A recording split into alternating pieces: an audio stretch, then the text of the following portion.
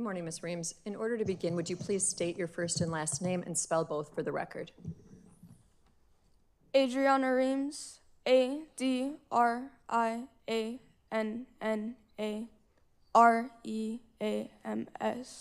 Ms. Reams, what would you like to say? When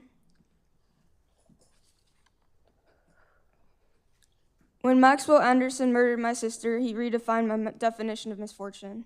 No amount of financial hardships, disputes, or everyday struggles were even in the same realm as the effect of the loss he created. He made it, And try to go slow, okay? He made it to where my grandfather, who had just gotten diagnosed with cancer, lost his will to live his already health-threatening life. He was mentally sick and constantly bedridden. He could not even garden, which is a core part of his life that I have seen him do every year that I have been alive. He made me witness my hypersensitive grandmother on the verge of heart attack several times. Breaking down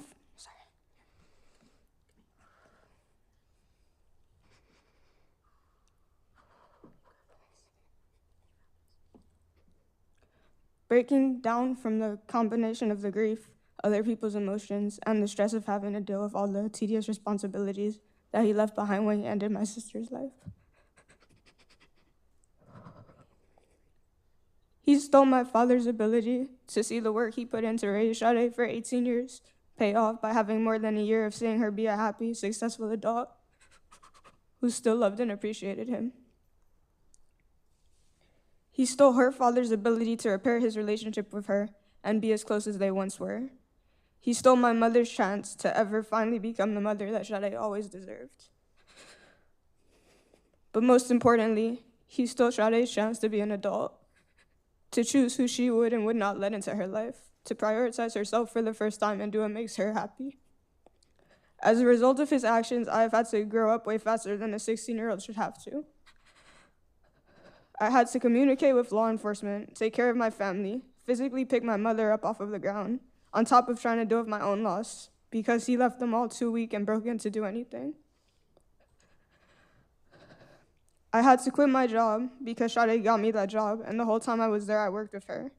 I saw the effect she had on people, the way everyone lit up from her presence, the way she made everyone, from customers to coworkers feel special, which meant that I had to watch all of that go away. I had to watch and hear time and time again all of the people, many of whom I've never heard of, who were deeply pained by the loss of Sade because of what she meant to them, because of the way that she changed people's lives and generated happiness and erased people's bad days with her smile or her laugh or her hugs or her compliments or her taking things off of other people's plates regardless of how full her own was. I could not continue to be surrounded by people who hurt the same way I did, because of the huge impact she had on them regardless of the extent of their interactions. I could not be in places where I could easily be walked over because I no longer had her to advocate for me, as she always did when I had not yet found my own voice. I couldn't go back to a job where I could no longer be getting to spend time with her, whether it was through car rides, shifts together, or sleeping over at her apartment because she always wanted to take care of me. He made it to where I couldn't go to school without people giving me looks of pity or no longer knowing how to interact with me because neither them or I knew what to say, for there was nothing you could say for what he did. He made it to where I cannot ride my bike without random but kind strangers stopping me because they feel the need to pray for me and my family despite not knowing us. He made it to where I cannot trust anyone, not just emotionally, but I cannot meet any person without the fear that they're gonna harm or kill me. Because all my sister did was meet someone, and as a result, he ended her life.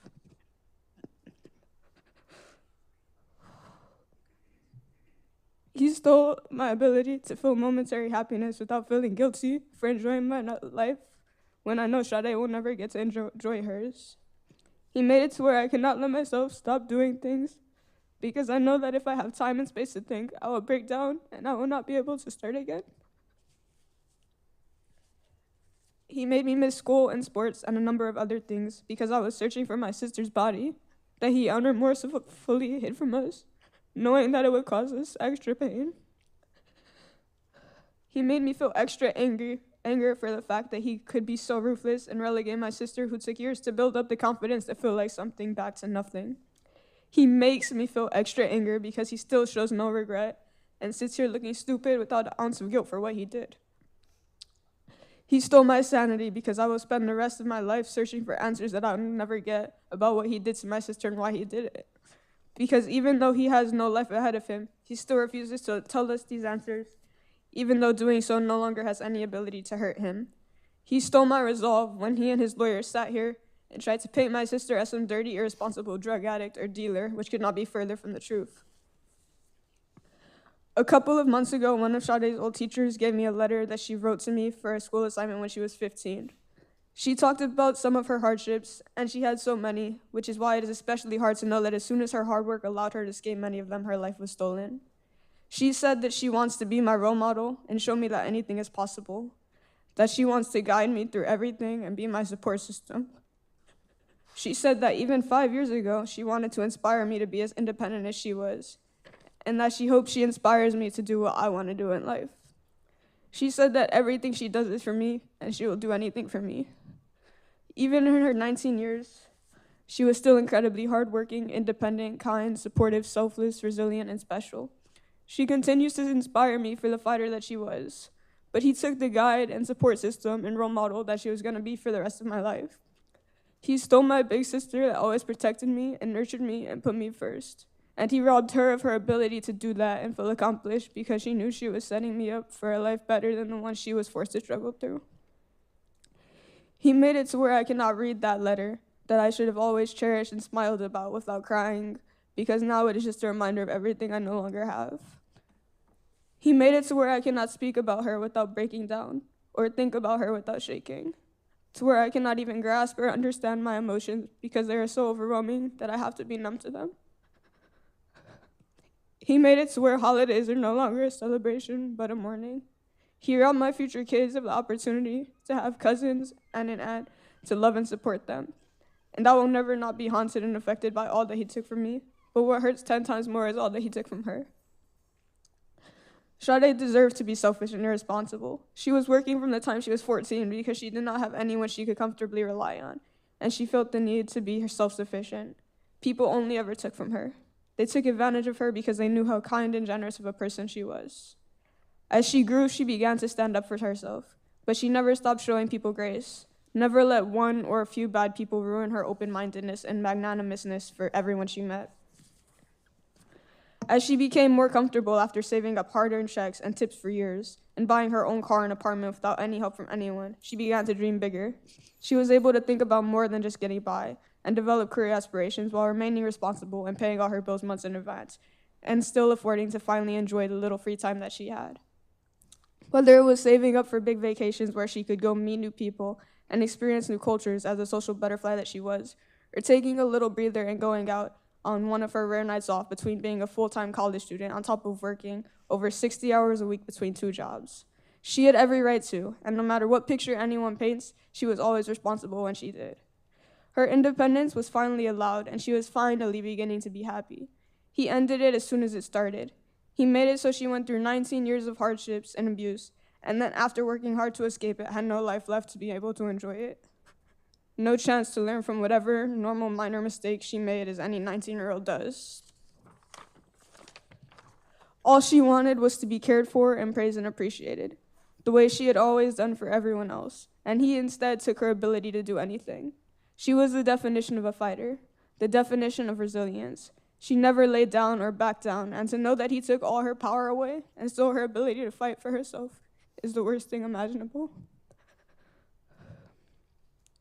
There is nothing that can justify what he did to her, and what he did was much more than just murder or dismember her. He erased her independence, her ability to fight for herself. He tried to erase her existence and her value. Now I no longer have the opportunity to try and give her everything she gave me. I cannot show her how proud of her I am or how much I looked up to her. But much worse than me, she can no longer make herself proud or make herself anything. And the only one who took that from her is the man sitting right there. I beg you to not let this man have any type of parole. You heard his ex-girlfriend describe the psychological abuse and self-harm he tried to impose on her. His behavior is clearly a pattern, and there is no way that after he has demonstrated the extent of what he is willing to do to a person so casually, he should ever walk these streets again. He still refuses to even admit what he did, and the jury and the public did not even have to be there to unanimously know what he did. He is clearly a danger to the public and should never be given another chance to cause anyone such tremendous harm the way he has done to my family. These law enforcement officers and prosecutors worked countless days working to find the truth. You, us, and the jury sat here for 2 weeks hearing all the heinous things he committed. Do not let any of that go to waste. Do not let the loss of Sade go to waste. This man should never walk free again. Thank you. Thank you, Ms. Reams. You spoke well on behalf of your sister.